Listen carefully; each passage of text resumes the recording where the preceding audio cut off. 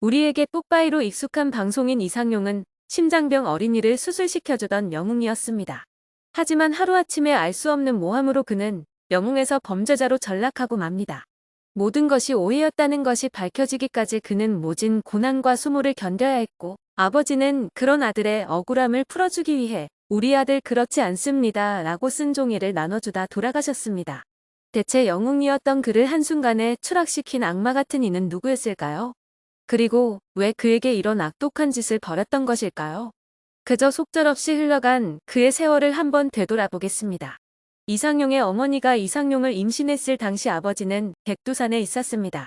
어머니는 부여에서 백두산까지 아버지를 만나기 위해 10개월 동안 걸었지만 도착해서 보니 아버지는 이미 다른 여자와 살림을 차린 뒤였습니다. 그렇게 울면서 내려온 어머니의 뱃속에 있던 이상용은 어머니가 10달 동안 제대로 먹지 못하여 힘없이 태어났습니다. 이후 가족 회의가 열렸고 이 아이는 살아도 평생 여동생 고생시킨다라며 아이를 없애기로 결정합니다. 산채로 토끼장 밑에 묻혔던 이상용은 다행히 당시 8살에 불과했던 이상용의 막내 이모가 몰래 이상용을 구해내어 산으로 도망가서 목숨을 건질 수 있었습니다. 그렇게 동네 아주머니들이 번갈아가며 이상용을 돌봐주었고 어린 이상용은 살아날 수 있었습니다. 이상용은 어머니를 떠올리며 안타까운 마음을 숨기지 못했습니다. 그의 어머니는 그 시절 시부모님을 따라야 했고 세상을 떠나는 게 나을 정도로 모진 시집살이를 했다고 합니다. 이상용은 지금 어머니가 살아계시면 정말 잘해드릴 것 같다며 너무 고생만 하시고 돌아가셨다고 슬픈 심경을 토로했습니다. 그는 엄마가 58세에 돌아가셨어요. 모이자 노래하자 녹화 도중에 소식 들었어요. 그래도 웃고 녹화하고 갔어요. 눈이 무릎까지 빠지는 날이었는데 서울에서 대전까지 4시간 걸렸어요. 어머니는 벌써 돌아가셨어요. 어머니한테 전하고 싶은 말은 욕심 안 부리고 키만큼만 욕심 부리고 살겠어요. 다른 사람을 욕하지 않고 용서할 거고 좋은 일 하고 싶고 괜찮은 놈이라는 말 듣도록 살겠습니다 라고 말했습니다.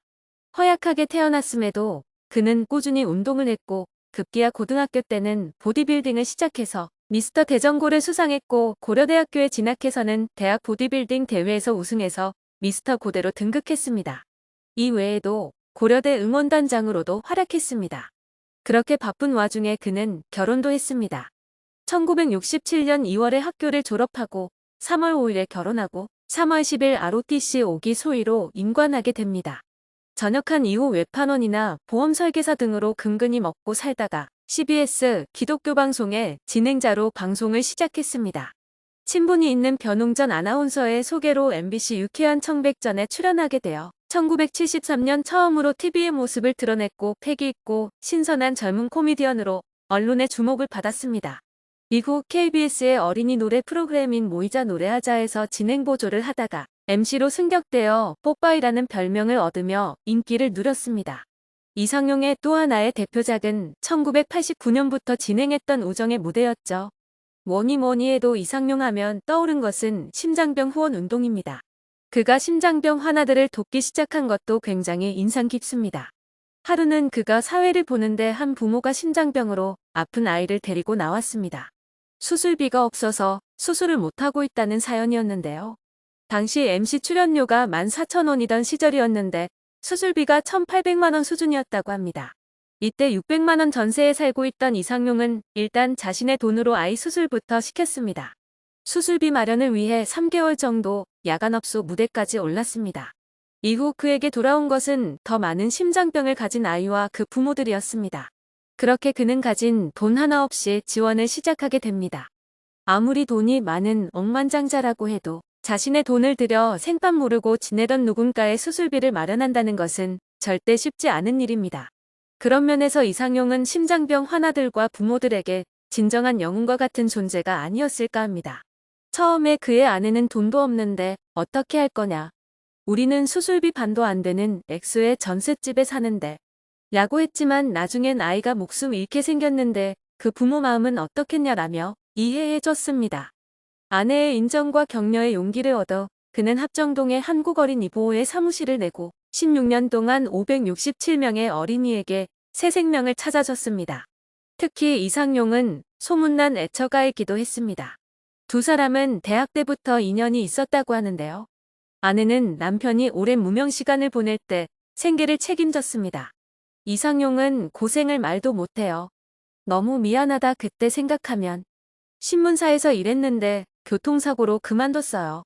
전신 깁스를 했으니까. 그렇게 크게 사고 났어요. 택시가 정류장에 있는 아내를 받았어요. 공중에 붕 떴어요. 살아있어요. 당시 딸이 임신 3개월이었어요. 같이 날았다 떨어졌는데 목숨을 잃을 줄 알았는데 살았어요. 걱정 많이 했어요라고 힘들었던 시절을 떠올렸습니다. 1987년 국민훈장 동백장은 이상용의 헌신에 대한 나라의 보답이었습니다. 하지만 1996년에 대뜸 심장병 어린이 수술 기금을 횡령했다는 의혹을 받게 됩니다. 이로 인해 그는 천사에서 순식간에 악마가 되었습니다. 이상용은 평생을 바쳐 600명의 심장병 어린이를 수술해 주었고 이들은 대부분 잘 살고 있지만 당시 그에 대한 모함 내용에 의하면 아무도 수술을 하지 않았고 후원금을 그가 모두 횡령했다는 것이었습니다. 이를 믿은 국민들은 그에게 엄청난 지탄을 보냈고 그는 하루아침에 방송 일도 모두 끊기고 맙니다. 생계를 위해 미국으로 건너가 생활한 그는 힘겹게 하루하루를 보냈습니다. 관광버스 가이드를 하며 하루에 14시간 버스를 타고 LA에서 라스베이거스까지 가이드를 했습니다. 그런데 그가 이렇게 하루아침에 영웅에서 범죄자로 전락하며 스스로 목숨을 끊을 생각까지 하게 만들었던 일을 벌인 인물들은 대체 누구였을까요? 여기에는 김영삼 정부 당시 여당 측의 국회의원 출마 요구를 거절했기 때문에 받은 보복이라는 의혹이 있습니다. 당시 이상용은 국회의원은 4년밖에 못한다. 나는 영원한 뽀빠이가 되겠다라며 거절했다고 합니다. 그런데 얼마 후 추적 60분 프로그램에서 뽀빠이 이상용 심장병 어린이 도끼 성금 유용 의혹이라는 방송을 내보냅니다. 이를 시작으로 그는 우정의 무대 등 모든 방송에서 도중 하차하게 되죠. 그는 그때가 1996년 11월인가 그랬어요. 화천에서 우정의 무대를 녹화하던 중 프로그램이 없어졌다는 통보를 받고 집으로 돌아와야 했죠. 참 어이가 없어서. 심장병 어린이 600명을 도와 동백장 훈장을 받았고 군 위문만 3000번을 해 대통령 표창을 받은 사람이에요. 나를 조사하던 강남경찰서 경찰관이 선생님, 너무 깨끗합니다. 오히려 훈장을 더 주어야 할 것 같아요 라고 하더군요. 결국 4개월 뒤 무혐의 처분을 받았어요. 그런데 언론에서는 그 사실을 안 다뤄주는 거예요. 오히려 김수환 추기경과 법정 스님 같은 분은 하늘이 이상용 씨를 크게 쓰려고 그런다며 위로해 주더군요 라며 당시를 떠올렸습니다. 자신이 저지르지도 않은 일로 온 국민의 비난을 받아야 했고 누명까지 벗겨졌으나 더 이상 언론은 이 사안에 대해 다뤄주지 않는 상황에 그는 얼마나 답답하고 화가 났을까요? 게다가 국민의 사랑으로 수명을 이어가는 연예인이라는 업을 갖고 있었기에 그의 불행은 더욱 힘겹게 다가왔을 것 같습니다. 그의 아버지는 아들의 누명을 벗겨주기 위해 해명문 전단지를 역 앞에서 돌리다 결국 돌아가시고 맙니다. 불행의 연속을 대체 그가 어떻게 견뎌냈을지 감히 가늠을 하기 어렵습니다. 그럼에도 그는 50년간 어린이 심장병 수술을 위해서 110억 원을 썼다고 밝혔는데요. 억울하게 국민들의 비난을 한몸에 받았음에도 그는 도움이 필요한 이들의 손을 뿌리치지 않았습니다. 이 시대의 진정한 영웅은 이런 모습이 아닐까요? 그런가 하면 그는 얼마 전 세상을 떠난 가수 현미를 향해 마지막 인사를 하기도 했습니다. 그는 한 번 더 마지막 인사를 하고 싶은 마음에 고인이 아들들이 있는 미국으로 떠나기 전 머물렀던 곳을 찾았습니다. 이상용은 제가 평소에 갖고 있던 사진이에요. 액자 만들어서 가져왔어요.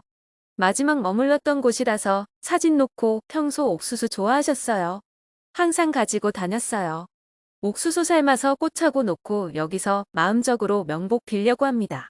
부고를 듣자마자 갔더니 빈소를 안 차렸더라고요. 미국에서 자식들이 오지 않아서. 그래서 나중에 다시 갔어요 라고 당시 상황을 전했습니다. 이어 항상 상용이 동생이라 불렀어요. 무대에서 여러분의 밤안개 주인공 현미 씨를 소개합니다 하면 나와서 밤안개 노래 나올 때마다 튀어나오셨어요. 활발하고 천상 연예인, 영원한 가수예요. 사라지지 않은 가수, 살아있는 가수. 내가 소개하면 금방이라도 튀어나올 것 같아요. 누님, 위에서 실컷 노래하고 우리한테 들리게 노래해주세요. 들릴 거예요. 하도 목소리 좋아서. 꽃보다 아름다운 누나 잘 계시고 죽지 않는 가수가 되어주세요. 누나 안녕이라고 인사했습니다. 이후 이상용은 한 분 두 분 가는 걸 보며 내 차례로 돌아오는구나 생각해요. 저 역시 열심히 하고 마음 바로잡고 늘 봉사하는 마음으로 겸손하게 살겠습니다. 세상에서 제일 어렵게 태어난 내가 가장 건강한 뽀빠이가 돼 있다는 거 긍지롭고 자랑스럽고 성공한 거예요 라고 각오를 전했습니다. 선행을 하면서 본의 아니게 누명을 뒤집어 썼음에도 계속해서 선행을 이어온 그의 모습을 많은 이들이 본받았으면 하는 마음입니다. 안타깝게도 몇 달 전 층계에서 넘어져 다리가 부러져 여전히 절뚝절뚝 걷는 모습에 걱정되기도 했는데요. 그런 시청자들의 마음을 미리 읽은 것인지 그는 시청자 여러분 걱정하지 마세요. 아프지 않습니다 라며 주먹을 불끈 쥐었습니다. 마음의 상처도 얻어보고 이제 신체적으로도 젊은 시절과 똑같지는 않겠지만 우리의 눈에는 여전히 그는 뽀빠이 이상용으로 보입니다. 앞으로도 건강한 모습으로 우리의 영원한 뽀빠이로서 오래오래 함께 해주시길 바라겠습니다.